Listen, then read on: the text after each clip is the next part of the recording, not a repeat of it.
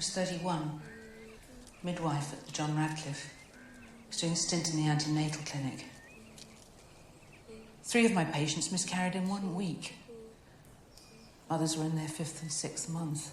Managed to save 2 of the poor babies. Next week, 5 more miscarried. Then the miscarriages started happening earlier. I remember booking a woman in for her next appointment and noticing that the page 7 months ahead was completely blank. Not a single name. As the sound of the playgrounds faded, the despair set in.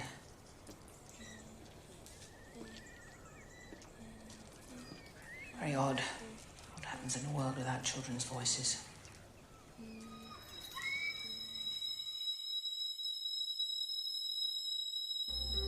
Children of Men works on multiple levels.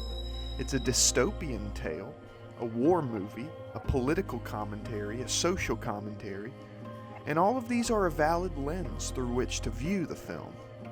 Philosophy is woven throughout the drama of each scene, and questions permeated my mind long after the credits rolled. In a story driven by the birth of a child, it may seem obvious that one of the themes is innocence. However, the vessel through which this theme is explored may be surprising. Theo, the protagonist, begins the film cynical, but by the end is willing to sacrifice himself for a cause bigger than any one man. Accompanying Theo on this journey, we're asked to consider, what is innocence in a cynical world? Children of Men begins in 2029. Women have become infertile, and it has been 18 years since the last baby was born. Theo is an office bureaucrat with an activist past, whose wife Julian leads the Militant Fishes, an immigrant rights group. The two lost their son to a flu pandemic 21 years prior, and the tragedy led to them separating. And while Julian has allowed their son's death to fuel her advocacy, Theo has become content to drown his pain and just survive day to day. The film opens with news that the youngest person in the world, a title that entails major celebrity, has died. Then, through the sea of startled faces cuts Theo, hardly taking a moment to acknowledge the news. This sets up not only the setting, but Theo's emotional state. His cynicism is established when he carries on amidst news that renders everyone else immobile. The film, then, works on another level, as a coming-of-age story. The formula is put on its head with the main character being an adult, and his coming-of-age being the reigniting of his passion that makes him who he is. Without it, he's just a drone left to slave away in the machinery of the world. His coming back of age, then, begins when he's kidnapped by Julian and asked to acquire transit papers for a young refugee named Key. However, they are joint transfer papers, meaning Theo must escort the young woman. Following an attack that leaves Julian dead and the remaining fish's ulterior motive exposed, the film becomes a meticulous reflection on humanity and what drives a man like Theo to lose hope. There are beautiful scenes showing the husband and father buried beneath the debris of the man that remains. The film opts to show rather than tell, portraying Theo's return to his old self as something that happens gradually. Nowhere are we given a scene with him personally discussing his son, his past, or his pain.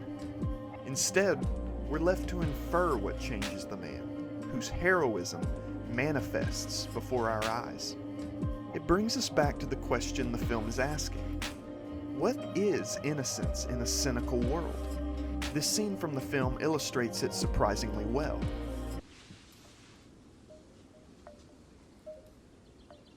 Is she doing her voodoo?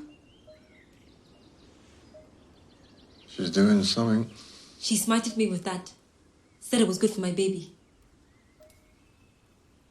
Does she look posh to you? Or gawky?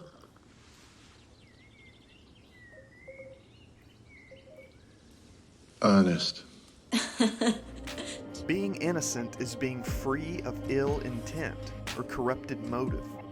It's why we often associate innocence with the young, since they typically haven't experienced as much and may not be as prone to suspicion or skepticism as adults.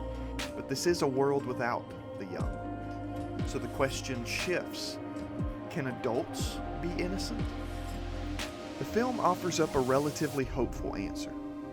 Innocence in adults can best be equated with earnestness, the sincerity with which we believe what we say and act accordingly. With Miriam, her genuine faith deems her actions genuine. Therefore, she is not feigning or being dishonest. She is innocent in her intentions. Theo's earnestness returns as he escorts Key, evoking his past as an activist. Key's child parallels the son he lost, awakening that part of him that had undoubtedly seemed to perish with his child. Innocence reveals itself to be a force, one that drives a jaded man through dirt, dust, and danger for a future he cannot see nor be a part of. It makes the world bigger, denying the selfish their perpetuation. Children of Men works on many levels, but its effectiveness as a coming-of-age tale is understated. Through Theo, we learn what crushes a man into dejection, but are also given a sketch of how to escape. The force of our innocence will seemingly create a future. Embrace what brings us to life, and tomorrow awaits to carry us further.